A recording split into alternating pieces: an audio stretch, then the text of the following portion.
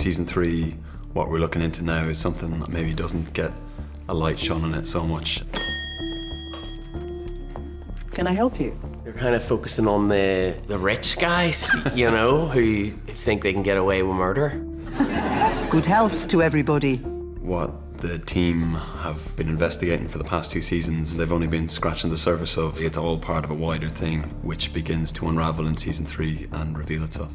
There's new characters and new locations that we've been filming on. There's this set we're currently on. This is the room I auditioned for Blue Lights in. Now it's a private members club. We were doing a lot of city centre stuff this season. We were like roaming the streets of Belfast like 4 or 5 o'clock in the morning. That's when you see the real Belfast, you know. We were in the Ulster University, which was pretty cool. They have a makeshift hospital. A bit of stunt driving into the hospital, then some crazy scenes. Sometimes we're in these pod cars where pretending to drive the car, but there's actually a stunt driver sitting on top of the car, driving the car around. For Tommy, we start near the end of his probation. He's come a long way since the start of the first season. He's now moved into a flat with his girlfriend Aisling and Annie. Do you want some? There's loads. Both of those people are also in the job, which adds another like crazy factor to the mix. Go. The work that Tommy does has a massive impact on his personal life. Do you want to talk about it? It's a crazy whirlwind of a job. It's difficult for him to balance it, and you see that in this series. It makes for interesting TV to be able to see both sides of that. Please, put my hand on the phone. Shane, he's no longer the new guy in the unit, so he's adjusting to that. Call lunch, call coffee, call home. Shane's challenges for this series are he's trying to get the results, he's trying to get them fast. He's getting there, but his big frustration this series is he sends it up the line and then nothing. And that really, really winds him up, and it starts to get him in trouble. Are you not sick and tired of these rich heads getting away with everything just because they can afford good solicitors?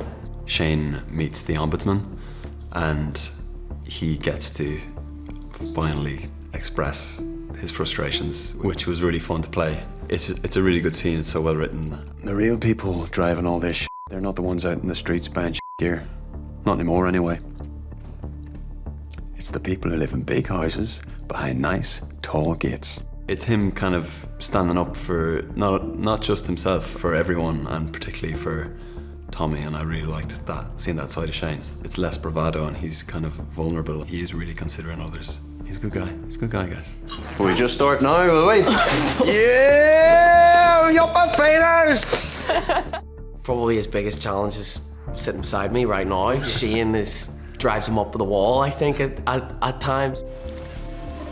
Shane, what the hell?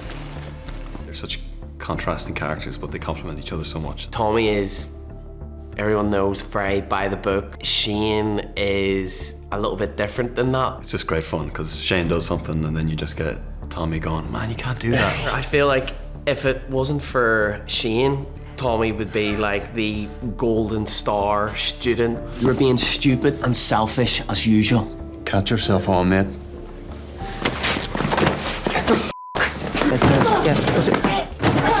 Shane ropes him into a few things, doesn't he? Like, showing you how things are done. Yeah, spice it up a little bit, you know. They rub off on each other a little bit, don't they? Like, they seem to be a good partnership, I think.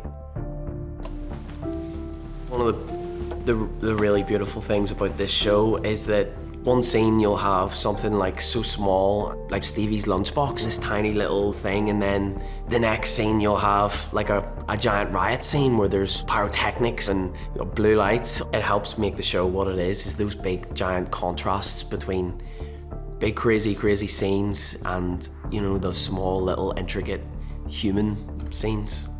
It's what makes it real as well. If it was just all one note and taking itself incredibly seriously all the time, then it'd just be no crack. You wouldn't be able to relate to that. The characters are very normal. The show doesn't make them kind of like superheroes or glamorize them. They're just normal people in, on the one hand, a very normal job, but also a very extraordinary job. Every character has their flaws, and I think that makes them more relatable for people.